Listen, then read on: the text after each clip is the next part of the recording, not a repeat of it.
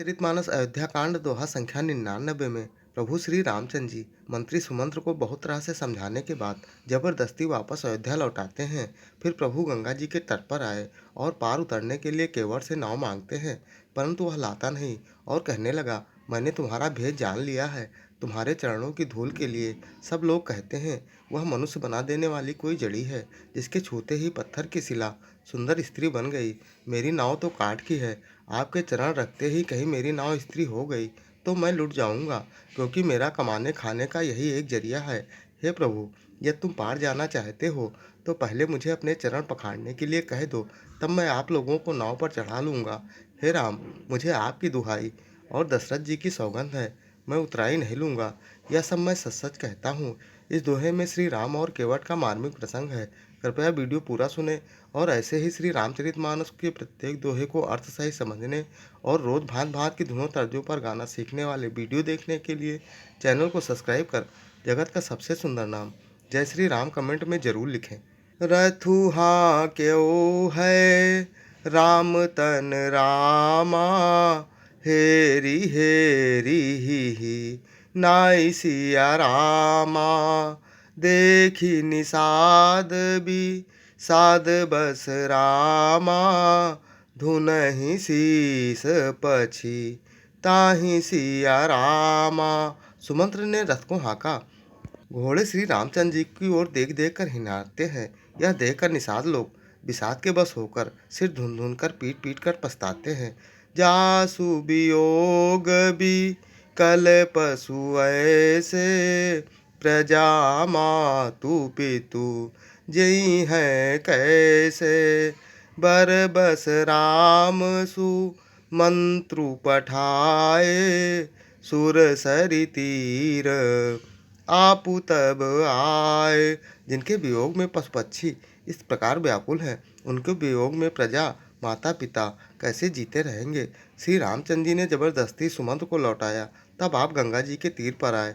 मांगी नाव न केवट आना, कहाई तुम्हार रमु मैं जाना। चरण कमल रज कहु सबु कहाई, मानुष करनी मूरी कछु आहाई। श्री राम जी ने केवट से नाव मांगी, तब वह लाता नहीं। वह कहने लगा, मैंने तुम्हारा भेद जान लिया है। तुम्हारे चरण कमलों की धूल के लिए सब लोग कहते हैं कि वह मनुष्य बना देने वाली कोई जड़ी है। छुअत शिला भई नारी सुहाई, पाहन तेना काऊ कठिनाई। तरन्यु मुनि घर नी होई जाई, बाट पर मोरी नाव उड़ाई। जिसके छूते ही पत्थर की शिला सुंदर स्त्री हो गई। मेरी नाव तो काठ की है, काठ पत्थर से कठोर तो होता नहीं। मेरी नाव भी मुनि की स्त्री हो जाएगी और इस प्रकार मेरी नाव उड़ जाएगी। मैं लुट जाऊंगा अथवा रास्ता रुक जाएगा, जिससे आप पार ना हो सकेंगे और मेरी रोजी रोटी मारी जाएगी। मेरी कमाने खाने की राह भी मारी जाएगी। यही प्रतिपालऊ सब परिवारू, नहीं जानो कछु और कबारू।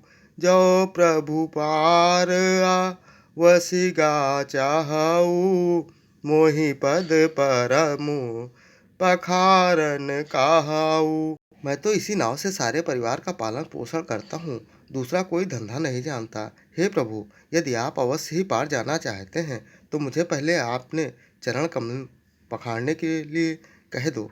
पद कमल धोई चढ़ाई, नाव न नाथ उतराई चहो। मोहि राम राउर आन दशरथ, सपत सब साची कहो। बरु तीर मारहूँ लखनु पै, तब लागी न पाई पखारी हो। तब लगी न तुलसीदास नाथ, कृपाल पारू उतारी हो। हे नाथ, मैं चरण कमल धोकर आप लोगों को नाव पर चढ़ा लूंगा, मैं आपसे कुछ उतराई नहीं लूंगा। हे राम, मुझे आपकी दुहाई और दशरथ जी की सौगंध है, मैं सब सच सच कहता हूँ। लक्ष्मण जी भले ही मुझे तीर मारे पर जब तक मैं पैरों को पखाड़ नहीं लूंगा, तब तक हे तुलसीदास के नाथ, हे कृपालु, मैं पार नहीं उतारूंगा। पिछले अन्य वीडियो देखने के लिए चैनल पर जाएं या फिर बिना स्पेस दिए हैशटैग बालकांड दोहा या अयोध्या कांड दोहा संख्या डालकर सर्च कर देख सकते हैं। जय श्री राम।